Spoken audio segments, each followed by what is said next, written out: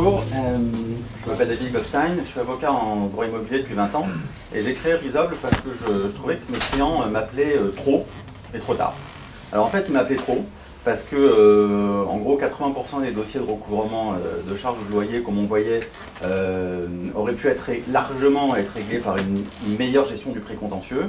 Et on m'appelait trop tard parce qu'en réalité, au moment où on m'appelait, la dette était tellement importante que ça coûtait moins cher aux débiteurs de se défendre que de la payer. Alors, pourquoi? Parce que, je veux dire, il faut être honnête, le recouvrement, c'est quand même le parent pauvre de l'activité des gestionnaires. Ils ne sont pas formés pour ça. C'est anxiogène, c'est chronophage. Et les outils aujourd'hui qui existent, en réalité, c'est les logiciels de gestion, c'est des logiciels comptables qui n'ont pas été conçus pour ça et qui ont forcément des fonctionnalités limitées. Donc il y avait vraiment, en tout cas c'est ce que je ressentais moi côté avocat, le besoin de créer un outil qui serait totalement dédié au recouvrement, orienté action, donc je vais vous le montrer tout à l'heure, et qui en fait permettrait de distinguer parmi 3 copropriétaires ou 3 locataires qui doivent la même somme, ceux qui sont en apurement, ceux qui n'ont jamais eu d'incident de paiement et qui commencent à décrocher, et ceux que j'appelle en tunnel, c'est-à-dire ceux qui considèrent qu'à moins 1000 € ils s'en quittent. Et pour ça, on a besoin d'outils technologiques, on a besoin d'outils d'analyse, parce qu'à l'œil, on peut le faire, mais ça prend du temps, et le temps, c'était un frein à la fluidification de recouvrement. Alors, comment on fait?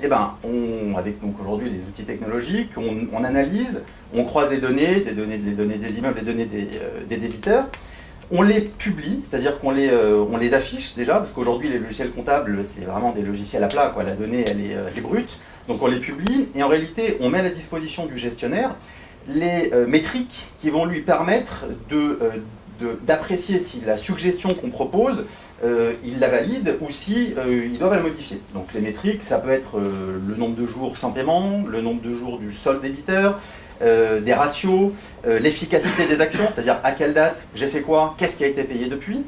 Et au final, le gestionnaire peut, soit selon les paramètres, décider que telle catégorie d'action dans tel cas elle est complètement automatique, soit ce que j'appelle le semi-manuel, c'est-à-dire la validation de tous les recommandés ou tous les rappels, ou du manuel un par un, il défile débiteur en débiteur et il valide l'action. Le produit, en réalité, est basé en réalité sur un algorithme qui va, par rapport à un certain nombre de paramètres, suggérer la meilleure action, mais pas que. On a intégré tout un certain nombre de fonctionnalités qui se rapprochent un petit peu des CRM, comme par exemple l'édition de rapports d'activité, la génération d'échéanciers, c'est-à-dire que le gestionnaire au téléphone peut, en quelques clics sur une interface qu'on a développée à cet effet, générer un échéancier, l'envoyer, le signer électroniquement avec son interlocuteur. Et aujourd'hui, on est en train de travailler sur des solutions de paiement intégrées. On discute notamment avec Edenred. Donc, si vous voulez, l'idée, c'est vraiment de créer les conditions les plus favorables à ce qu'il y ait une quasi-instantanéité entre la prise de décision et la mise en œuvre de l'action.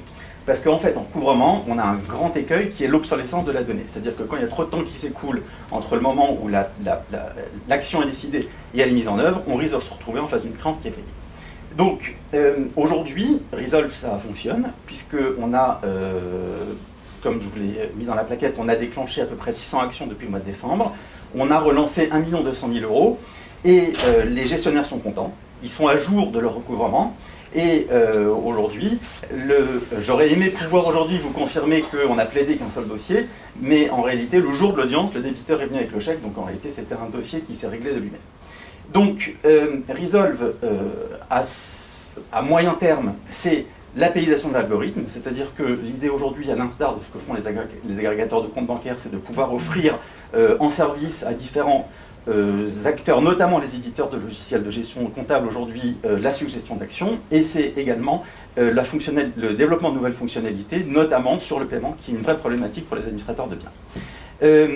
Les axes de développement, c'est bien évidemment l'international, mais c'est aussi le développement de nouvelles verticales. C'est-à-dire qu'en réalité, la créance immobilière, c'est une créance complexe. C'est-à-dire que la créance complexe, c'est une créance qui ne résulte pas du montant d'une dernière facture, mais qui résulte d'une position de compte. Et on retrouve cette problématique dans les relations créancier-débiteur dans lesquelles l'interruption de la prestation ne peut pas suivre immédiatement le premier incident de paiement comme un immobilier.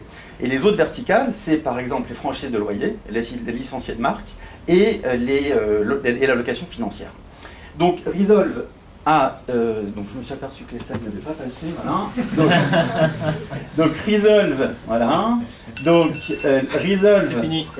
Voilà, donc voilà. Donc, et on est fini.